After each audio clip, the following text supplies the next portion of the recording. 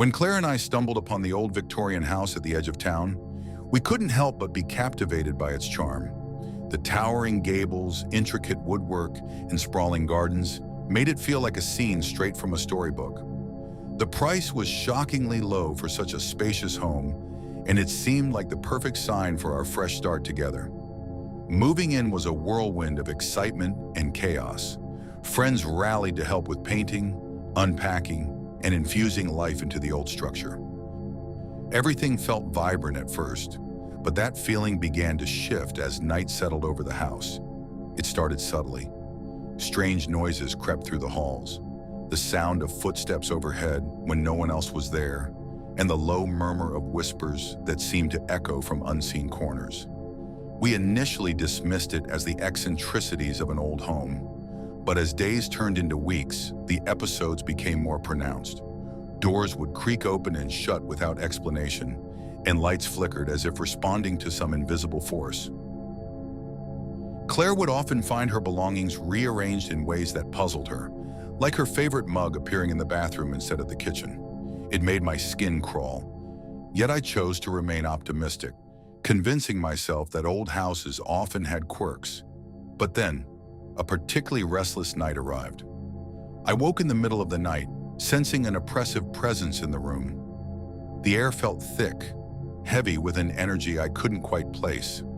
I glanced over at Claire, who was deep in sleep, and I was struck by an overwhelming sense of unease. I tried to roll over and close my eyes, but sleep would not return. The next morning, Claire told me she had heard someone whispering in the dead of night.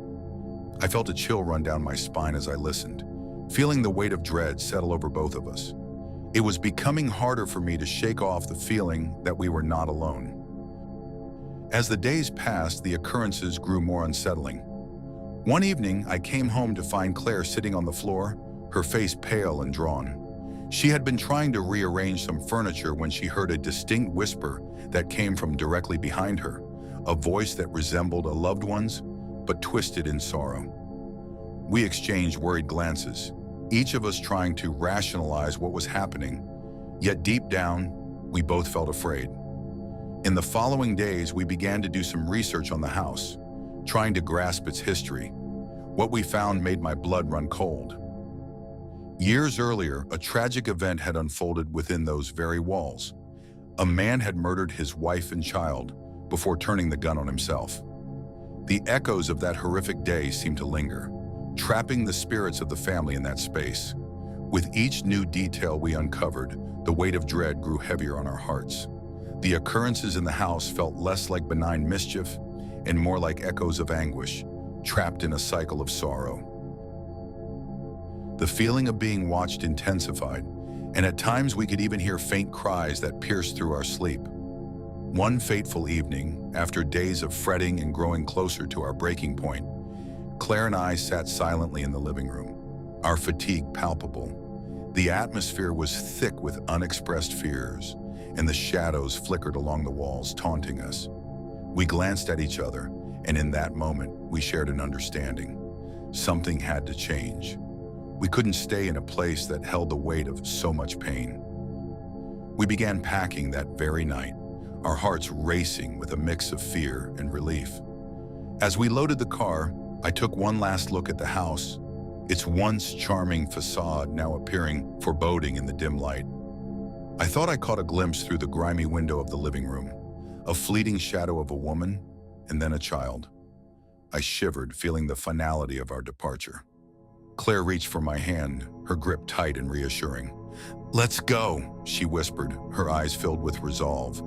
And without looking back, we drove away, the house fading into the distance behind us. Even as we left, the weight of the past lingered, both in the memories we'd shared and the history that clung to the house we had tried to call home. We weren't just escaping, we were liberating ourselves from the shadows of the family that still haunted those walls. No matter how charming it had once seemed, it was a place of loss, and we knew we would never return.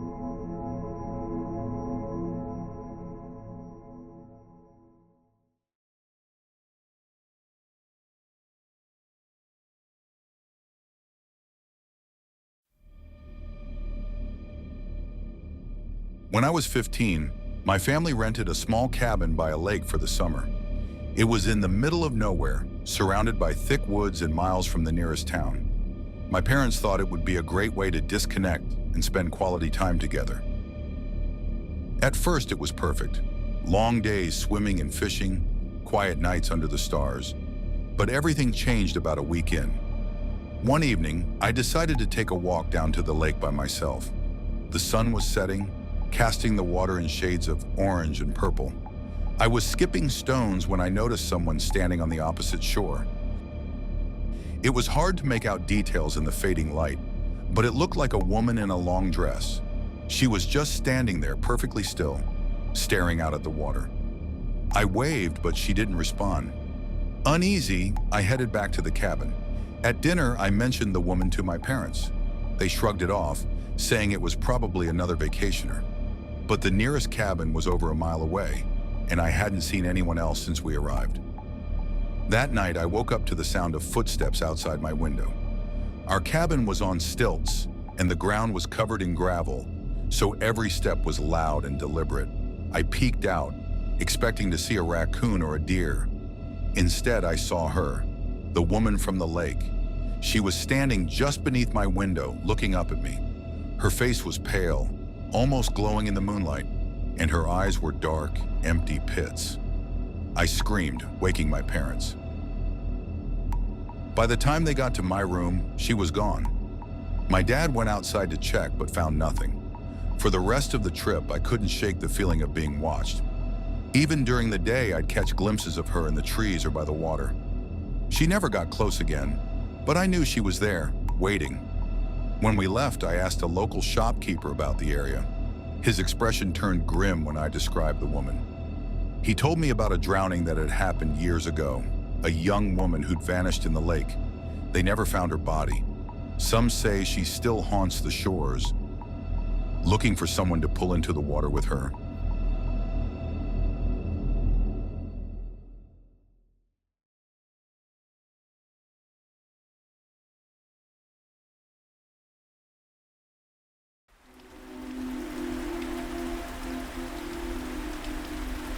I've always loved hiking.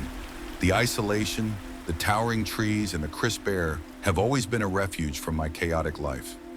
Last fall, I decided to explore a remote trail in the Appalachian Mountains.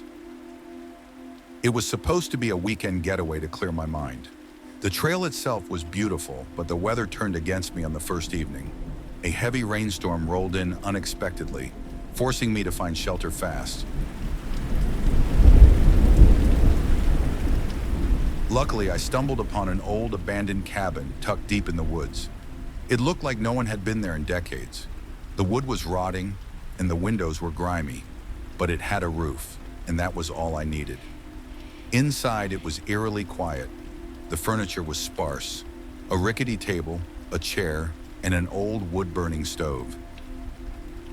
As night fell, I lit my flashlight and huddled into my sleeping bag, listening to the storm rage outside. Around midnight, I woke up. Something had shifted in the atmosphere. The storm had passed, leaving an unsettling silence in its wake. Then I heard it: faint, deliberate footsteps on the wooden porch outside.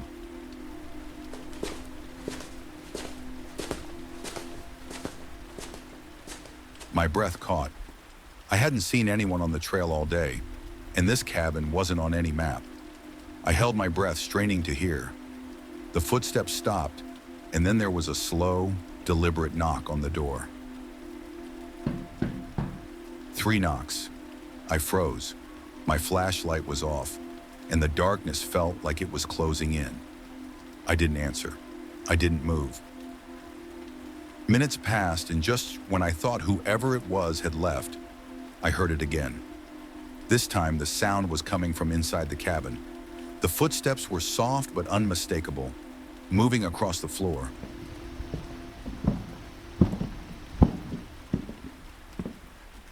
My heart was racing, but I couldn't bring myself to turn on the flashlight. Then I felt it, a cold, icy presence standing right next to me. The air seemed to ripple, and for a split second, I saw a shadowy figure out of the corner of my eye, darker than the room itself. I didn't think. I bolted out of the cabin into the pitch-black forest. I didn't stop running until I reached the main road hours later. When I returned to town and told a local about the cabin, his face went pale.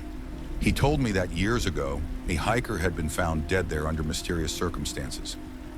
Locals claimed the spirit of the man lingered, searching for anyone who dared to enter his final resting place. To this day, I can still feel that cold, suffocating presence every time I'm alone in the woods.